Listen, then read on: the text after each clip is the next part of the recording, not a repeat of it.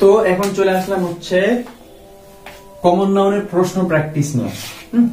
আমরা common noun সম্পর্কে যেগুলো এতক্ষণ পড়লাম সেগুলো পড়ে আমরা এখন দেখব যে বিভিন্ন ভার্সিটি বা জবে আসা প্রশ্নগুলো আমরা সলভ করতে পারি কিনা। ওকে, তো 1 নম্বর প্রশ্নটা দিয়েছি যে what kind of noun is river. River কোন প্রকারের নাউন? এই প্রশ্নটা কোথায় আসছিল? এই প্রশ্নটা আসছিল 44 বিসিএস ও ফায়ার সার্ভিস। এটা আসছিল হচ্ছে 44 বিসিএস আর হচ্ছে ফায়ার সার্ভিসে, ফায়ার সার্ভিস এন্ড সিভিল ডিফেন্সের ফোরম্যানে এই প্রশ্নটা আসছিল যে what kind of noun is river. River কোন প্রকারের নাউন?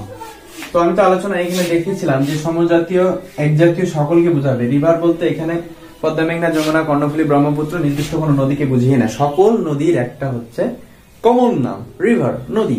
তার মানে এটা হবে হচ্ছে আমাদের কমন নাউন।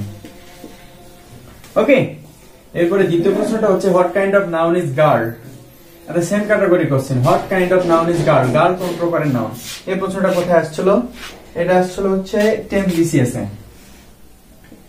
এটা আসছিল 10 নম্বর বিসিএস এ। 10 নম্বর বিসিএস এ প্রশ্নটা আসছিল what kind of noun is girl.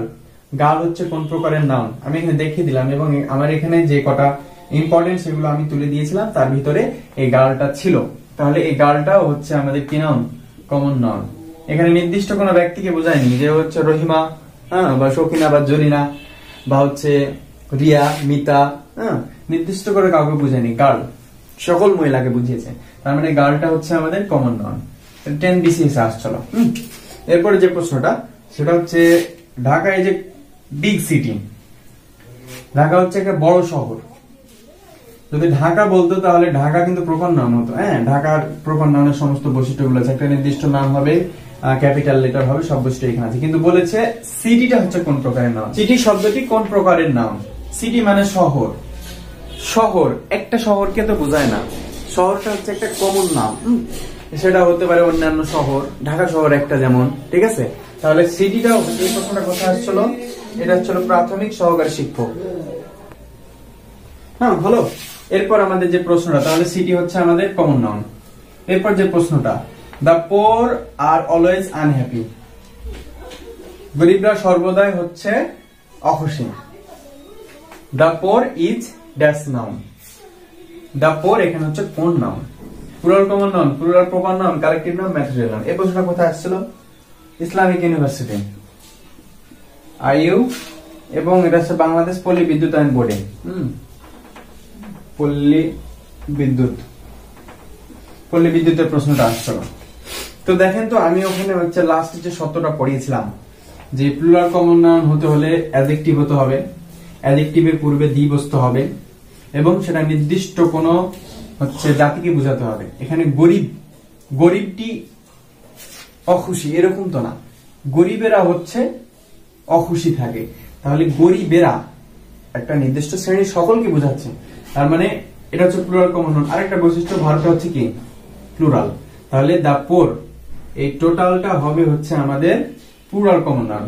ভুল করে দিয়েন না যে হচ্ছে কালেক্টিভ বা প্লুরাল প্রপার নাউন, এগুলো তো ঠিক দিবেন না। যেহেতু এটা হচ্ছে টি প্লাস অ্যাডজেক্টিভ এবং হচ্ছে প্লুরাল ভার্ব, পুরো শব্দটা মিলে যাচ্ছে কমন নাউনের, প্লুরাল কমন নাউনের, তাই এটা হবে হচ্ছে আমাদের প্লুরাল কমন নাউন। এরপর দা পোর অলওয়েজ অনার দা রিচ। গরিবেরা সর্বদা ধনীদের কি করে? সম্মান করে। এখন দা পোর যদি বলতো তাহলে কোনো ঝামেলা ছিল না। কি কি বলছে এখানে? Noun, adjective, adverb, pronoun. এই প্রশ্নটা আসছিল কোথায়? এই প্রশ্নটা আসছিল কেইউ, খুলনা ইউনিভার্সিটি। তো বলছে এখন যে দা রিচ, এটা নির্দিষ্ট করে বলেনি। বলেছে হচ্ছে দা রিচ। এটা কোন? এটা কি অ্যাডজেক্টিভ? দা রিচ অ্যাডজেক্টিভ নাকি অ্যাডভার্ব নাকি প্রোনাউন? বাক্যের শেষে ব্যবহার হয়েছে অ্যাডভার্ব। যারা এটা জানে সেটা অ্যাডভার্ব টিক দিবে। যারা হচ্ছে দেখবে যে রিচ আছে তারা সেটা অ্যাডজেক্টিভ দিয়ে দিবে। কিন্তু যে জানে, অর্থটা জানে যে গরিবেরা ধনীদের হচ্ছে সম্মান করে, তার মানে নট অনলি একটা ধনীকে নির্দিষ্ট করে বুঝিয়েছে, এটা হচ্ছে ধনীদের একটা শ্রেণীর সকলকে বুঝিয়েছে। আর দি প্লাস অ্যাডজেক্টিভ যদি সকলকে বুঝায় তাহলে আমরা কি জানি? ওটা প্লুরাল কমন নাউন, নাউনের এখানে হবে প্লুরাল কমন নাউন। ওকে, তাহলে এটা হচ্ছে আমাদের নাউন।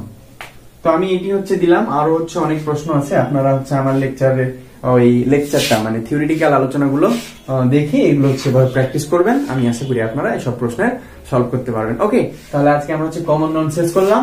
নেক্সট দিন আলোচনা করব টাইপ 1.3 কালেকটিভ নাউন। ওকে, সে পর্যন্ত ভালো থাকবেন, সুস্থ থাকবেন, আল্লাহ হাফেজ।